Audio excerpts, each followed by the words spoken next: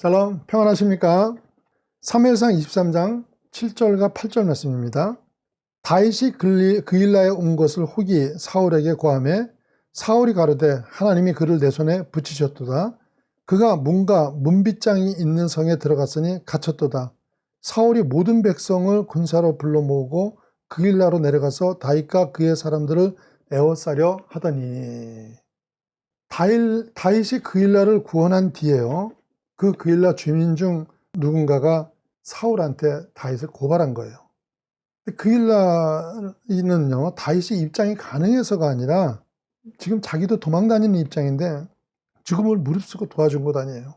그런데 이런 추잡한 배신을 당한 거예요. 사람이 이런 일 겪을 때가 참 허탈하죠. 그래서들 짐승도 은혜를 아는데 사람이 짐승만도 못하다는 이런 말을 하잖아요. 근데 이 비유는 틀린 비유입니다. 원래 짐승은 은혜를 압니다. 원래가 짐승은 은혜를 아는 거고 사람이 은혜를 모르고 배신하는 거예요. 그런데 우리는 늘 배반 잘하는 그 사람한테 기대를 걸다가 실망하고 분노하는 것뿐이에요. 전에도 말씀을 드렸지만요, 사람은 믿음의 대상이 아니라 사랑의 대상입니다. 그리고 우리가 믿고 의지할 분은 오직 하나님 한 분뿐입니다. 자, 사울은 그일라 사람을 통해서 다윗이 어디에 있다는 소식을 듣게 되자 즉시 군사를 모아가지고 그일라로 달려가죠. 이게 참 이상한 사람이죠. 왕이라는 사람이 자기 나라 백성인 그일라 사람들이 블레셋으로부터 침공을 당해서 위기에 처해 있을 때는 어디에서 뭘 하고 있었는지 저기 침공을 해도 오지도 않고 있다가요, 다윗 소식은 어떻게 잽싸게 듣고 군사를 모아가지고 당장에 그일라로 달려오는 거예요. 그렇다면 여러분, 사울의 적은 누구예요? 사울의 적은요, 그 당시 이스라엘을 둘러싸고 있는 수많은 이방 나라들입니다. 그들은요, 하나님의 택하신 백성인 이스라엘 백성이 힘이 있을 때는 화친을 가장하고 접근해가지고 혼합해가지고 이스라엘을 영적으로 타락시켰고요, 이스라엘 백성이 힘이 없을 때는 바로 뒤통수를 치는 그런 야비한 무리들이었습니다. 사울은 그런 적들로부터 자기 백성을 지켜야 했던 것이죠. 그런데 그는요, 다윗과의 엉뚱한 싸움에 자신의 인생을 온통 다 쓰고 있는 거예요. 반면에 다윗은 어떻게 한 거예요? 사울이 다윗을 추격하다가 다윗의 일행이 숨어있는 굴에 혼자 들어오게 되죠. 해치라는 부하들의 만류를 뿌리친 다윗이 사울에게 하는 얘기예요. 사무엘상 24장 10절 말씀입니다. 오늘 여호와께서 굴에서 왕을 내 손에 붙이신 것을 왕이 아셨을 것입니다. 혹이 나를 권하여 왕을 죽이라 하였으나 내가 왕을 아껴 말하기를 나는 내 손을 들어 내 주를 해치지 아니하리니 그는 여호와의 기름 부음을 받은 자가 됨이니라 하였나이다. 완전하게 죽일 기회에 살려줍니다. 그렇게 괴롭히던 사울 아니에요? 근데 다윗이 그런 이유가 뭡니까? 다윗은 사울을 바라보고 사는 게 아니라 하나님을 바라보고 살았기 때문인 거예요. 사무엘상 24장 6절 말씀이죠. 자기 사람들에게 이르되 내가 손을 들어 여호와의 기름 부음을 받은 내 주를 치는 것은 여호와의 금하시는 것이니 그는 여호와의 기름 부음을 받은 자가 됨이니라 하고. 만약에 사울이 다윗의 인생의 전부였다면요, 모든 고통의 원인이 되는 그를 죽이면서 그 문제를 해결하려고 그랬을 거 아니겠습니까? 그런데 그는요, 사울이 아니라 하나님을 바라보는 삶을 살았기 때문에 사울을 왕으로 기름 부으신 하나님의 뜻을 저버리지 않으려고 그렇게 애를 썼던 것입니다. 그런데 사울은 어때요? 자신에게 기름을 부으신 하나님의 뜻, 자기 삶의 본질이고 소명은 놓쳐버리고 그러고 사는 거예요. 그런데 이건 사울만의 문제는 아닙니다. 이 시대 모든 신앙인의 문제이기도 하죠. 왜 신앙생활을 합니까?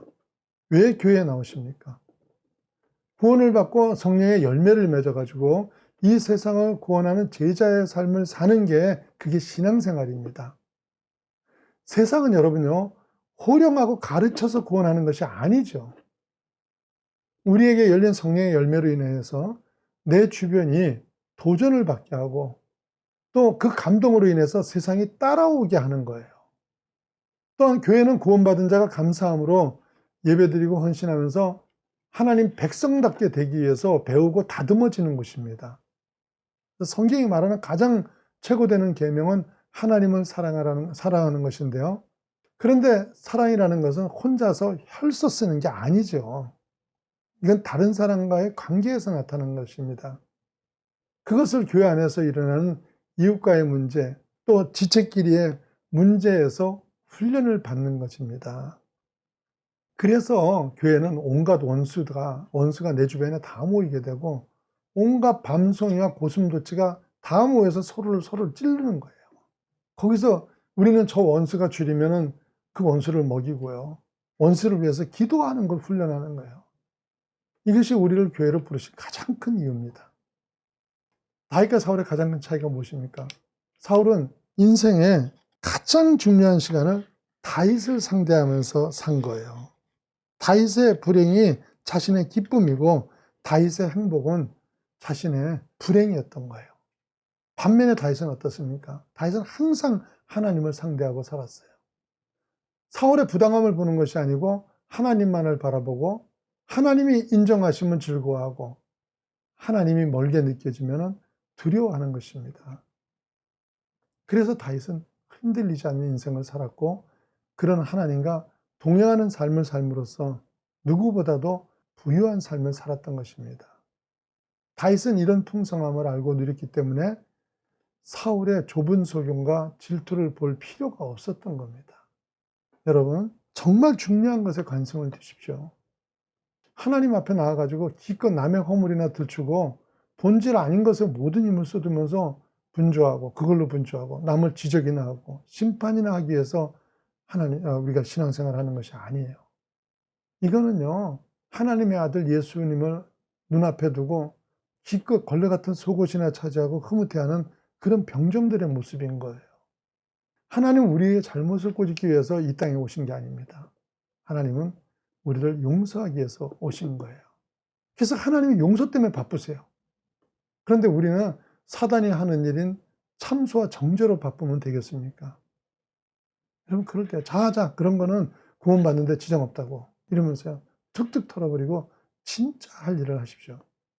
하나님이 우리에게 주신 할 일이 무엇입니까?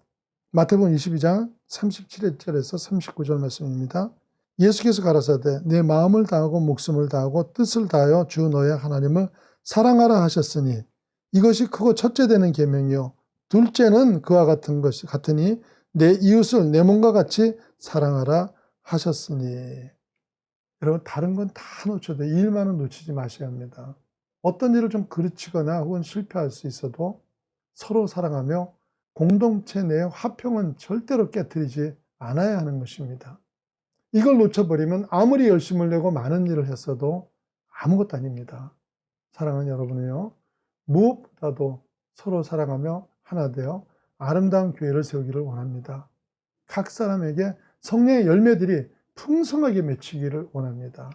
그래서 여러분으로 인해 여러분의 가정이 행복해지고 여러분이 속한 사회가 즐거워하고 교회가 아름다워지는 그런 축복이 임하기를 예수님 이름으로 축원합니다.